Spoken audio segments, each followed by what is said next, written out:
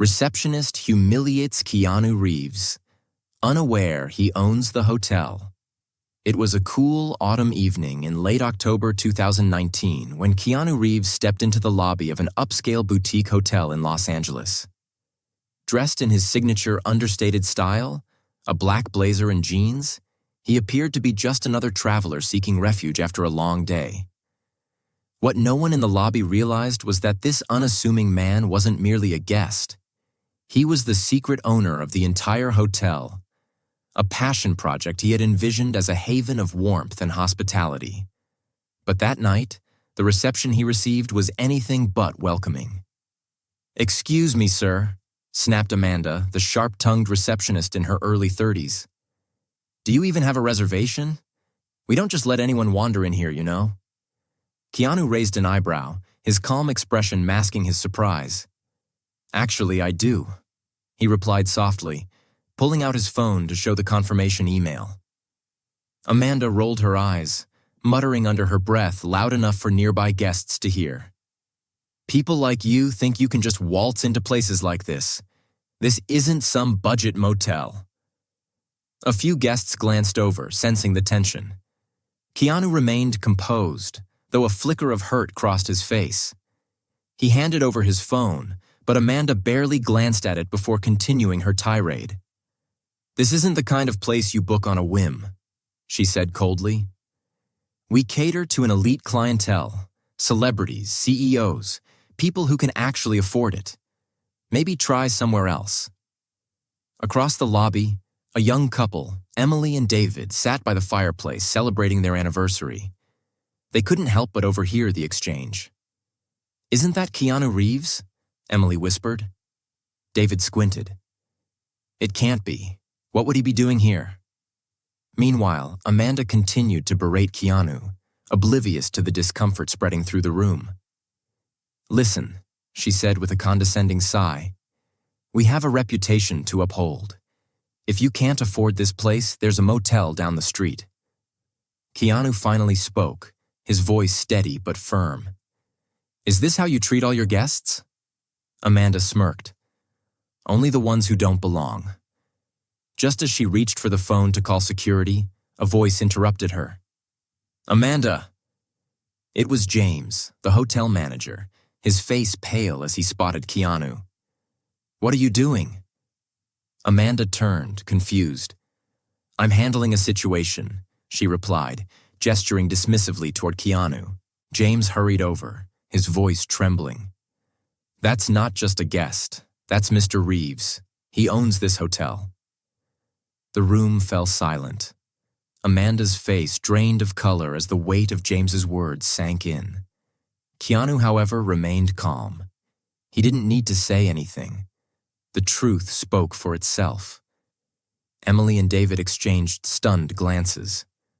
"I knew it was him," Emily whispered.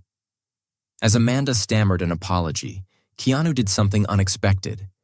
James nervously stepped aside, sensing that Keanu's next move would define the moment. Amanda stood frozen, her confidence shattered, guilt and fear swirling in her eyes. The guests watched in silence, their curiosity and disbelief palpable. Keanu exhaled deeply, his calm demeanor masking the emotional weight of the moment.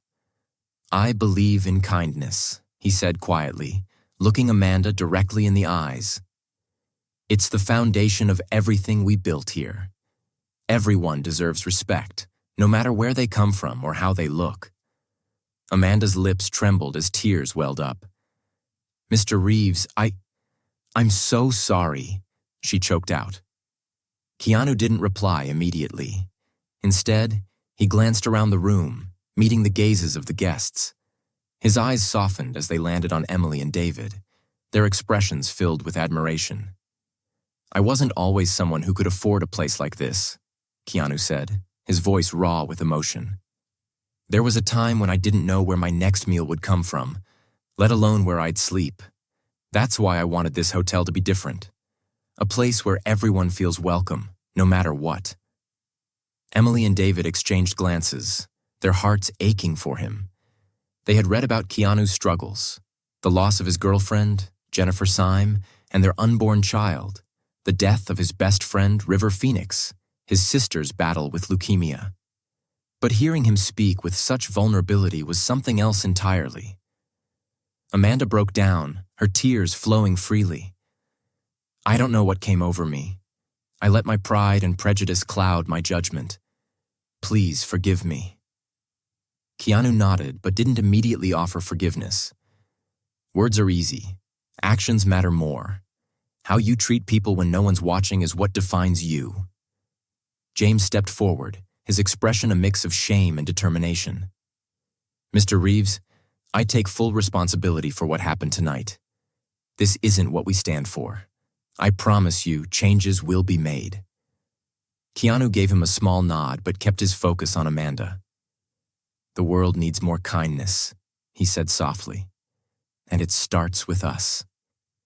Emily leaned into David, whispering, It's incredible how someone who's been through so much pain can still choose to be kind.